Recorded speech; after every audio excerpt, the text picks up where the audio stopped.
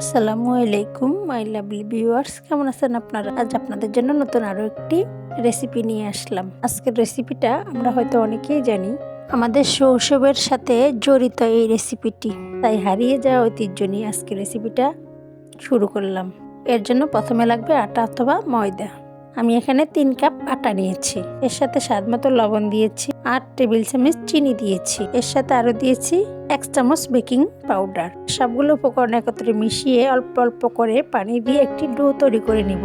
আপনারা হয়তো দেখেই বুঝতে পারছেন যে আমি একটু একটু করে পানি দিচ্ছি এবং একটি ডো তৈরি করছি ঘুরিয়ে ঘুরিয়ে। তবে মনে রাখবেন, এখানে খাবার সোডা দিবেন না, বেকিং পাউডারই দিবেন। বেকিং পাউডার দেওয়ার ফলে পিঠাটা একদম ফুলবে।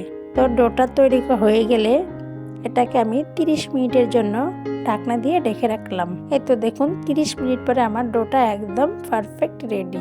এবার আরও একটু মেখে স্মুথ করে নিব। এই পিঠাটা শৈশবের স্মৃতি বলতে আমরা যারা 90 দশকের মানুষ আছি, এরা বিশেষ করে দোকান থেকে এই পিঠাটা খেতাম। এটার নাম গুলগুলা বা বড়া পিঠা। বর্তমানে আমি এর নাম দিয়েছি শাহী বড়া পিঠা। এরপর একটি প্যানে পর্যাপ্ত পরিমাণে তেল দিয়ে দিব, কারণ এই পিঠাটা ডুবো তেলে ভাজতে হবে।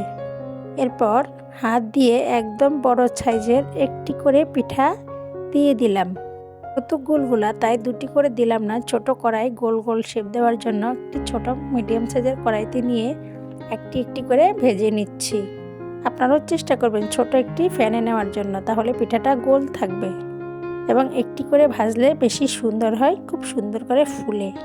মাশাআল্লাহ, খেতেও খুব মজা লাগে। তখন আমি যখন ছোট ছিলাম তখন এই গুলগুলা পিঠাগুলো 1 টাকা করে ছিল। বর্তমানে এক একটার দাম 5 টাকা সম্ভবত। তো আমি এই পিঠাটার সাথে অনেক স্মৃতি জড়িত আছে আমার, তাই এই ঐতিহ্যটা যাতে হারিয়ে না যায় এর জন্য আমি আপনাদের সাথে রেসিপিটা শেয়ার করলাম। ভালো লাগলে আপনারা জানিয়ে দিবেন।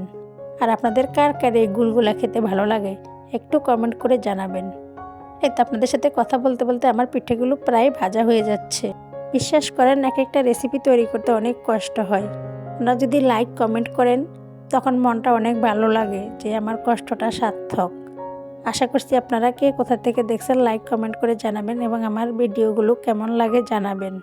এবং অবশ্যই আমার পেজটির পাশে থাকবেন, ফলো দিবেন। আর ইউটিউব থেকে দেখে থাকলে আমার চ্যানেলটিকে সাবস্ক্রাইব করে দিবেন প্লিজ। এই তো আপনাদের সাথে কথা বলতে বলতে আমার সবগুলো পিঠা তৈরি হয়ে গেল। এবার আপনারাও উপভোগ করুন মজাদার এই গুলগুলা পিঠা। দেখুন মাশাআল্লাহ দিলে ভিতরে কি সুন্দর হয়েছে, একদম রুটির মতো। তো আজকের মতো বিদায় নিলাম, সবাই ভালো থাকবেন। দেখা হবে নতুন কোনো ভিডিওতে। সে পর্যন্ত আল্লাহ হাফেজ।